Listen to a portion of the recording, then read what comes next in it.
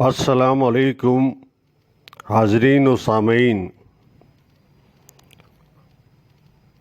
یہ آڈیو اس سلسلے کی کڑی ہے جس میں ہم آپ کو قیام پاکستان کے وقت پاکستان میں موجود سیاسی جماعتوں کے متعلق آگاہی فراہم کر رہے ہیں۔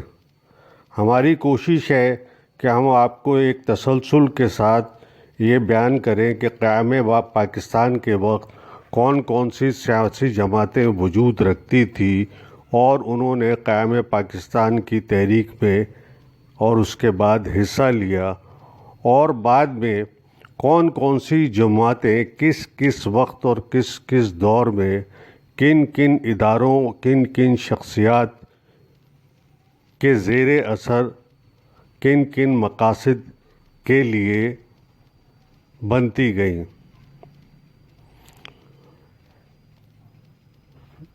اس آڈیو میں ہم آپ کو جماعت اسلامی کے متعلق آگاہ کریں گے۔ مولانا ابوالعلا مودودی مرحوم نے جماعت اسلامی کی بنیاد 1941 میں رکھی تھی اور اب یہ پاکستان کی سب سے زیادہ منظم جماعت بن چکی ہے۔ آغاز میں پارٹی کے قیام کا اصل نصب العین تبلیغ اسلام اور احیاء اسلام تھا۔ مسلمانوں کے لیے اسلام کا بطور ضابطہ حیات کے نفاذ اور ایک اسلامی حکومت کا قیام اس کے مقاصد تھے۔ جماعت کے اغراض و مقاصد اس کے پہلے اجتماع میں جو 1941 میں منعقد ہوا بیان کیے گئے۔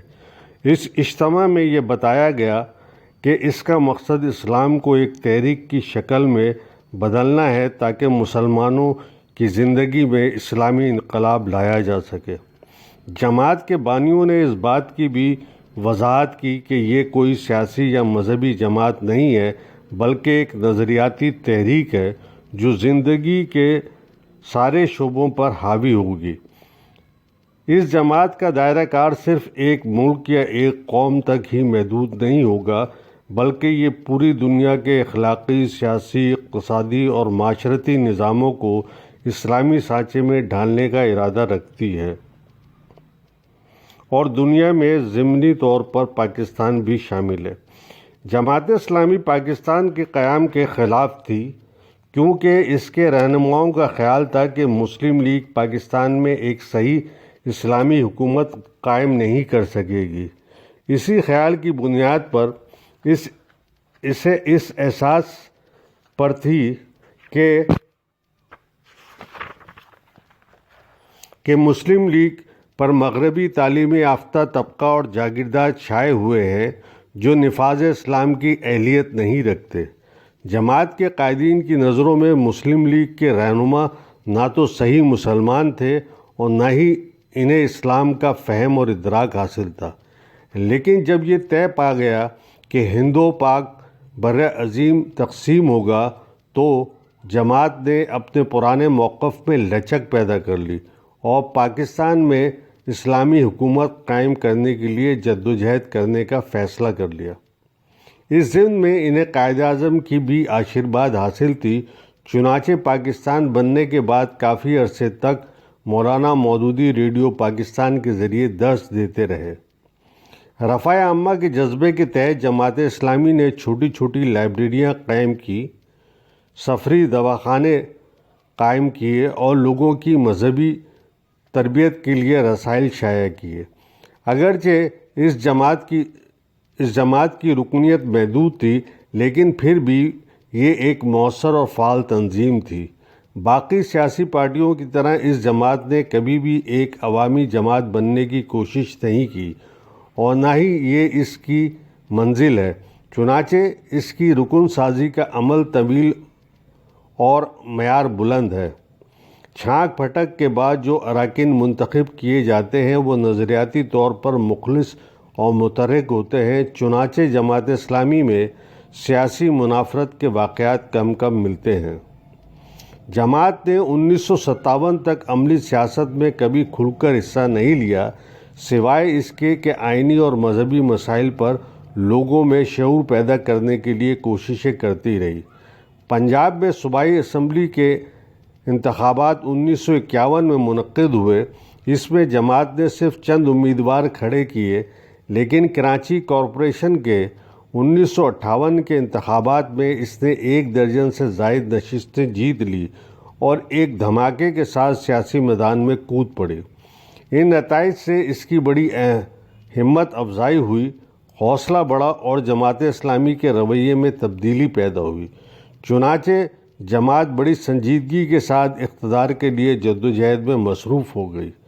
اس وقت سے لے کر اب تک کراچی میں جماعت اسلامی کا سیاسی حلقہ بدستور موجود رہا۔ البتہ 1988 کے عام انتخابات میں کراچی سے جماعت اسلامی کوئی نشست حاصل نہیں کر سکی۔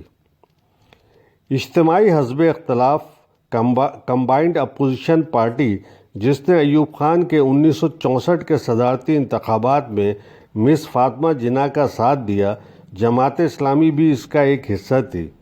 مشرقی اور مغربی پاکستان کے دونوں صوبائی حکومتوں نے جنوری 1964 میں اس جماعت کو ممنوع قرار دیا، یعنی پابندی لگا دی، لیکن سپریم کورٹ نے ستمبر 1964 میں یہ حکم امتناعی منسوخ کر دیا۔ اس طرح اس کو بنیادی جمہوریت کے نومبر 1964 کے انتخابات کے لیے منظم ہونے کے لیے کافی وقت نہ مل سکا۔ انتخابات کے بعد جماعت نے ایک رپورٹ شائع کی جس میں حکومت پر انتخابات میں دھاندلی اور بددیانتی کا رویہ اختیار کرنے کا الزام عائد کیا گیا۔ قومی اسمبلی کے عام انتخابات جو 1970 میں ہوئے، ان کے لیے جماعت نے ملک کے دونوں بازوؤں میں 148 امیدوار کھڑے کیے، لیکن صرف 4 نشستیں حاصل کر سکی، اور وہ بھی صرف مغربی پاکستان میں۔ منتخب ہونے والے اراکین میں پروفیسر غفور احمد نے خاصی شہرت حاصل کی۔ وہ اسمبلی کی حزب مخالف میں پیپلز پارٹی کی پالیسیوں پر مثبت تنقید کرنے اور اپنی علمی اور سیاسی بصیرت کی بنا پر تمام حلقوں میں عزت و احترام کی نگاہ سے دیکھے جاتے تھے۔ اگرچہ ممتاز لوگوں کی جماعت ہے اور اس میں معروف معنوں کے عوامی پارٹی بننے کی صلاحیت محدود ہے، لیکن کراچی، لاہور اور دوسرے شہروں میں اس کی سیاسی جڑیں کافی پھیلی ہوئی ہیں۔ مولانا ابوالعلا مودودی کی وفات کے بعد جماعت اسلامی نے مولانا محمد طفیل کو اپنا امیر منتخب کیا۔ پھر ان کے بعد قاضی حسین احمد نے امارات کے فرائض سر انجام دیے۔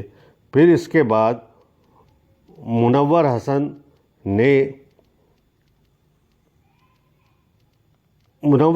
نے امارت سنبھالی اور آج کل سراج الحق صاحب اس کے امیر ہیں۔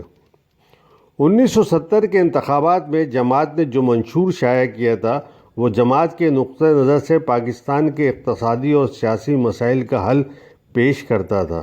اس کے مطابق جماعت صوبائی خود مختاری کی حمایت کرتی تھی اور قرآن و سنت کو قوانین کا سرچشمہ قرار دیتی تھی۔ یہ عدلیہ اور انتظامیہ کی علیحدگی کی حمایت اور اقلیتوں کے مذہبی حقوق کی بھی حمایت کرتی تھی اور اسلامی دنیا سے بہترین تعلقات پر زور دیتی تھی۔ یہ مضمون ڈاکٹر صفدر محمود کی کتاب پاکستان، تاریخ اور سیاست سے ماخوذ ہے۔